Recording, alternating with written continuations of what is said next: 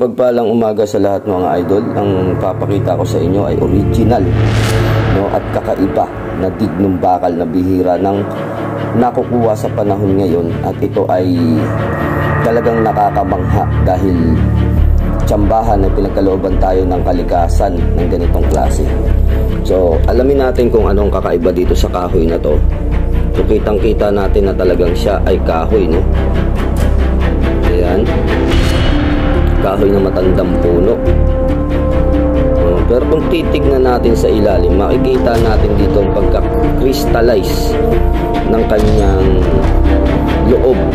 So ayan, kita natin yung balat, diba, yung kulay brown na yan. Itong loob naman na to, ito ay parang black obsidian kung titignan natin, no? Crystallize ito na dignum bakal. So bihira ang meron nito na nagtatangan at bihira ang nakakakuha ng mga ganito. So talagang kabibiliban ninyo kung makikita ninyo sa personal. Ngunit merong kakaiba dito sa kahoy na to, dahil itong kahoy na to ay naging bato. So paano natin malalaman na siya ay bato na? Yan, sa tunog pa lang, hindi siya kahoy talaga na malutong ang tunog dapat nito. So itong dignum bakal na to ay kakaiba at bihira ng makukuha.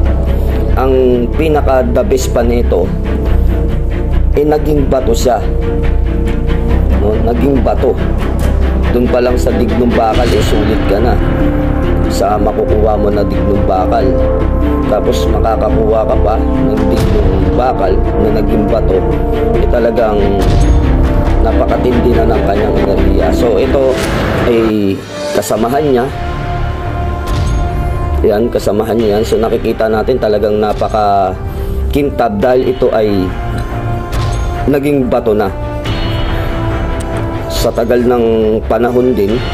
So mapapabilang ito sa mga rare items collection at pinakamainam din na tangan natin ito. So ayun mga lods, kita naman natin na talagang bato na talaga siya, hindi na siya kahoy.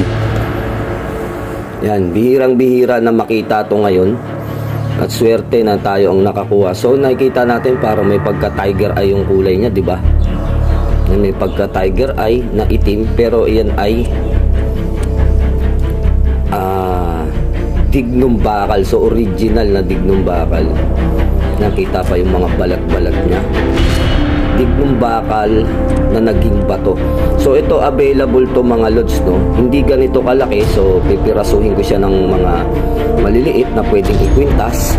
So mag PM lang kayo kung gusto niyo magkaroon nito. Ang dignum bakal ay sinasabi at kilala ng mga antingero na isang pinangsasangkap na mahusay ipanglagay sa bao na walang mata o bao na isang mata o sa ibang mga gamit ninyo sa habak o anuman. Ngunit yung iba nito, ganito lang, pipiraso sila, ikinikwintas na kasi pangontra ito sa mga kulam, barang, tigalpo, kalipad hangin, kamalasan, sumpa, at may sumbalik na rin to. So dahil nga siya ay tinawag na dignum bakal, ang karaniwang sinasabi ng mga antingero, ito ay may kabal sa bala. Pero kung tatanungin ninyo kung na-testing ko na to, hindi pa mga lods, dahil ito ay bagong kuha pa lang natin sa kalikasan at hindi pa siya na-testing.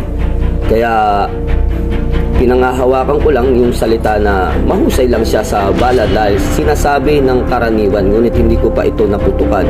So ayun, sa mga gustong magkaroon ng ganito, no, gagrinderin ko to, hahatiin ko sa maliliit na piraso na pwede ninyong ikwintas. Halos kasing laki lang ng daliri ay sapat na yun para kayo ay magkaroon ng depensa. So yun, PM lang mga idol hanggang hindi pa siya dinudumog sa merkado. So bihirang-bihira ito mga lods. Napaka-bihirang-bihira na makakuha nito. At halos lahat sa mga antingero ay gustong magkaroon ng dignum bakal na original. Dignum bakal pa lang, yung kahoy pa lang siya, talagang nag-uunahan na kami. Ngunit ang kakaiba dito sa dignum bakal na to ay naging bato. So yun yung kakaiba sa kanya, napaka-advance nito sa lahat ng dignum bakal na nakita natin. So kakaiba talaga siya. So yun, maraming salamat mga lods. PM na lang sa gustong magkaroon ng ganito na isa sa mga collection, isa sa mga depensa na bihirang-bihira lang natin makukuha at makikita mula sa kalikasan. So yun, mapagpalang umaga sa lahat. God bless you, mga idol.